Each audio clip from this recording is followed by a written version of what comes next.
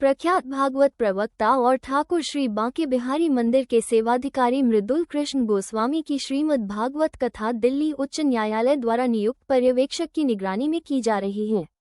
Delhi high court ने कथा प्रवचन के दौरान किसी भी तरह के धनार्जन की निगरानी के आदेश भी दिए हैं। दिल्ली हाईकोर्ट ने वृंदावन स्थित राधारानी गौशाला में चल रही धार्मिक आयोजन भागवत कथा को जारी रखने की सशर्त अनुमति दी है। संपत्ति को लेकर चल रहा पारिवारिक विवाद देश विदेश में अपनी अद्भुत कथा प्रवचन शैली और भजन गायकी के आधार पर विशिष्ट पहचान बनाने वाले ठाकुर श्री बांके बिहारी मंदिर के सेवायत आचार्य मृदुल कृष्ण गोस्वामी और उनके छोटे स्वामी के बीच लंबे समय से संपत्ति को लेकर पारिवारिक विवाद चल रहा है, जिसमें दोनों पक्षों की तरफ से कई दीवानी और आपराधिक मुकदमे अलग अलग न्यायालयों में लंबित हैं। इन्हीं प्रकरण में दिल्ली हाईकोर्ट द्वारा छठीकरा मार्ग स्थित श्री राधारानी गौशाला मृदुल वृंदावन की खरीद फरोख्त और उपभोग पर विगत 2018 में स्थगनादेश आदेश जारी किया गया था।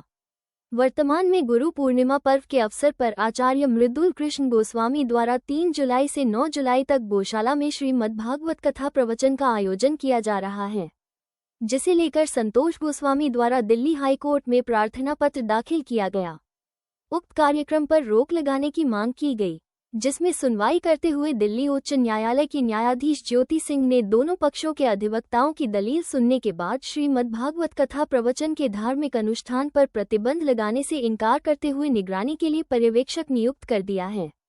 न्यायालय के आदेशानुसार वंशीवट निवासी नकुल शर्मा पूरे कार्यक्रम की प्रतिदिन वीडियो और फोटोग्राफी करके न्यायालय के समक्ष पेश करेंगे। इसके अलावा न्यायालय ने गौशाला के पशुओं की वस्तुस्थिति जानने के निर्देश भी दिए हैं।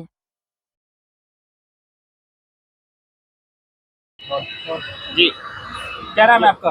नकुल शर्मा। संतोष गोस्वामी मामले में जो मृदुल शास्त्री जी के खिलाफ हाईकोर्ट ने निर्णय दिया है, क्या मामला है? ऐसा है कि वो एक पारिवारिक संपत्ति का विवाद है उनका, जो कि काफ़ी समय से चलता आ रहा है। 2018 में उच्चतम न्यायालय दिल्ली के द्वारा वहाँ पे यथास्थिति के आदेश थे, परंतु अभी जो है ये एक भागवत कार्यक्रम का आयोजन रखा गया, जिसके उन्होंने एक याचिका दायर की है। उस याचिका को सुनते हुए उच्चतम न्यायालय ने एक पब्लिक इवेंट को मानते हुए कार्यक्रम के लिए मुझे एक ऑब्जर्वर के रूप में इधर में चुना है कि किसी भी तरीके का दान या कोई शुल्क या किसी भी तरीके का मतलब डोनेशन वगैरह इकट्ठा होता है तो उसकी मुझे जांच करके देनी है, क्योंकि वो राधा रानी गौशाला के नाम से आप लोग सब जानते हैं, परिचय है उस प्रॉपर्टी का। उसको मृदुल वृंदावन के नाम से एक नाम दिया गया है, उसके बारे में भी एक जानकारी मतलब कोर्ट को मुझे पहुंचानी है। और वहाँ जैसा कि आप सबको पता है कि पहले गौशाला में गायें रहती थी, उन गायों उनका आरोप है, संतोष गोस्वामी जी का आरोप है कि उन गायों को बेच दिया गया है और कुछ गायों को जयपुर शिफ्ट कर दिया गया है। तो वो उसकी जांच रिपोर्ट है, जो कि 17 जुलाई 2025 को तारीख है, वहाँ पर उसकी एक रिपोर्ट मुझे प्रेषित करनी है न्यायालय में। तो वही सब उसी के विषय में जो है मुझे ऑब्जर्वर के रूप में ड्यूटी मिली है हाईकोर्ट की तरफ से, तो उसी को पूरी किया जा रहा है। जो कथा चल रही है उस समय क्या स्थिति है?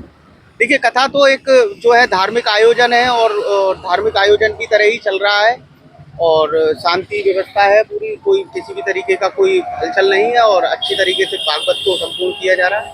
जिसमें कि अदालत ने आदेश दिए हैं उनको कि किसी तरह का वो दान पुण्य नहीं लेंगे और केवल कथा करेंगे। देखिए, ऐसा है कि अभी तो मैं किसी के व्यक्तिगत टिप्पणी नहीं कर सकता हूँ, क्योंकि जो मैंने वहाँ पर ऑब्जर्व किया है, जो वहाँ देखा है, वही रिपोर्ट पर मैं जो है वहाँ भेजूंगा उच्चतम न्यायालय के लिए। अब वो न्यायालय का काम है उसको देखना कि उनको क्या दिखा उन वीडियोस में, उन फोटोज़ में, क्या उनको लग रहा है, किस तरीके का लग रहा है। इसके बारे में मैं किसी भी तरीके की कोई व्यक्तिगत टिप्पणी नहीं कर सकता।